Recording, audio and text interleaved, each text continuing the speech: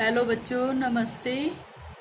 आज हम हिंदी शिक्षण में जो भाषा का टॉपिक चल रहा था उसमें भाषा के विभिन्न रूपों में हमने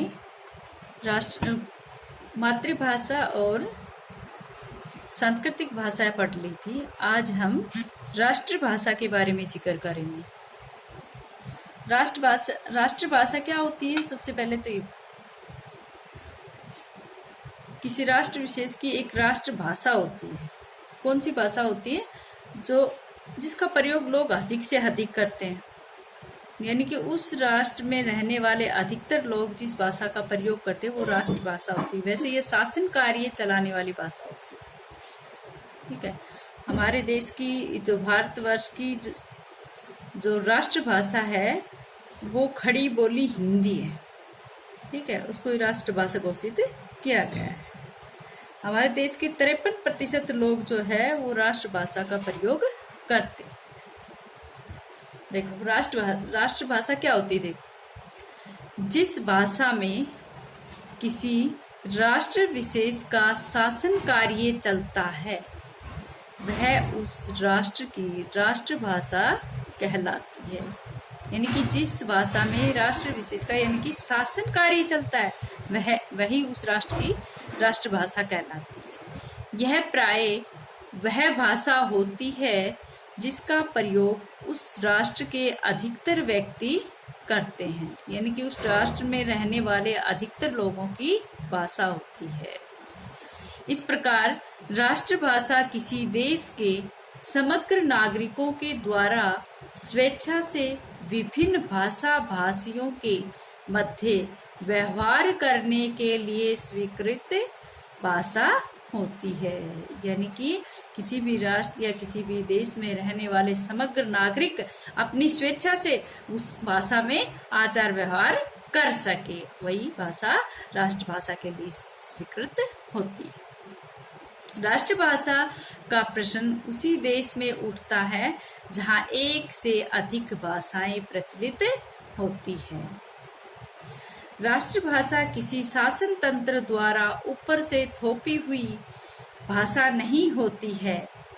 इस प्रकार किसी भाषा का राष्ट्रभाषा के रूप में विकास किसी देश विशेष से विद्यमान अनेक ऐतिहासिक, राजनीतिक एवं सांस्कृतिक कारणों के फलस्वरूप होता है। कहने का अर्थ क्या है कि कोई भी भाषा जो है वो राष्ट्रभाषा बनने के लिए किसी शासन तंत्र का दबाव नहीं होता है, बल्कि उस भाषा की कुछ अपनी विशेषताएं होती है। उसमें कुछ ऐतिहासिकता, कुछ राजनीतिक एवं कुछ सांस्कृतिक कारणों के जो विशेषताएं हैं वो उसके अंतर्गत पाई जाती है। हमारे देश के सामने राष्ट्रभाषा की बहुत बड़ी समस्या है। भारतवर्ष में राष्ट्रभाषा की बहुत बड़ी समस्या है। क्यों है समस्या? देखो, सैद्धांतिक दृष्टि से हमारे देश में खड़ी बोली हिंदी को राष्ट्रभाषा घोषित कर दिया गया है, लेकिन अभी तक हिंदी हमारी राष्ट्रभाषा होते हुए भी अपने देश में वह स्थान नहीं पा सकी है जो एक देश की राष्ट्रभाषा को मिलना चाहिए। राष्ट्र की एकता के लिए एक राष्ट्रभाषा का होना परमा आवश्यक होता है। प्रत्येक देशवासी को अपने राष्ट्र की राष्ट्रभाषा का अवश्य सीखना चाहिए। प्रत्येक देशवासी को अपने राष्ट्र की राष्ट्रभाषा अवश्य सीखनी चाहिए।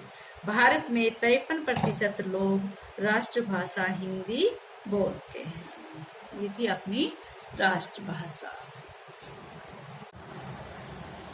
भाषा के अगले रूप में जो अंतरराष्ट्रीय भाषा आती है। अंतरराष्ट्रीय भाषा क्या होती है बेटा? अंतरराष्ट्रीय मानी विभिन्न राष्ट्रों के मध्य बोली जाने वाली भाषा, यानी कि संसार के सभी राष्ट्र अपने विचारों को आदान प्रदान करने के लिए जिस भाषा का प्रयोग करते हैं वो अंतरराष्ट्रीय भाषा कहलाती है। माना जाता है कि वर्तमान में पूरे विश्व में 6500 भाषाएं अंतरराष्ट्रीय भाषाओं के रूप में चलती हैं। देखो, अंतरराष्ट्रीय भाषा क्या होती है?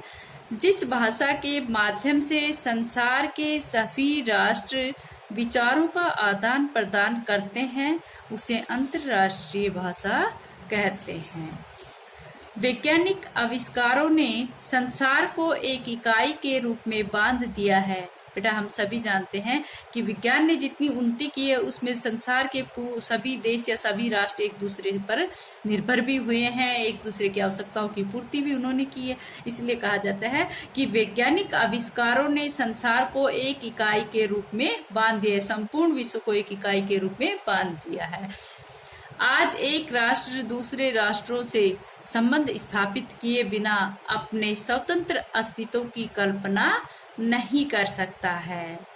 संबंध स्थापित करने के लिए अंतर्राष्ट्रीय भाषा का होना आवश्यक है।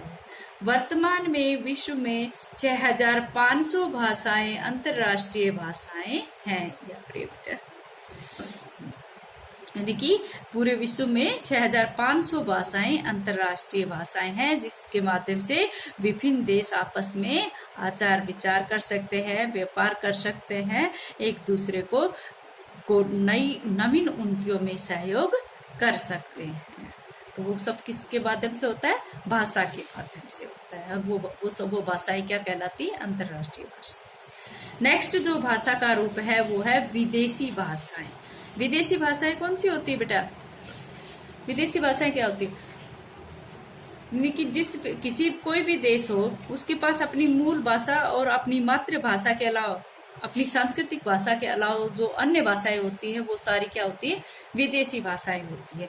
जैसे यहाँ पर देखो विदेशी भाषाएं क्या होती है? विदेशी भाषाएं किसी देश के लिए वे सब भाषाएं जो अन्य देशों की भाषाएं हैं और उस देश की मूल भाषा, सांस्कृतिक भाषा अथवा मातृभाषा नहीं है, विदेशी भाषाएं कही जाती है।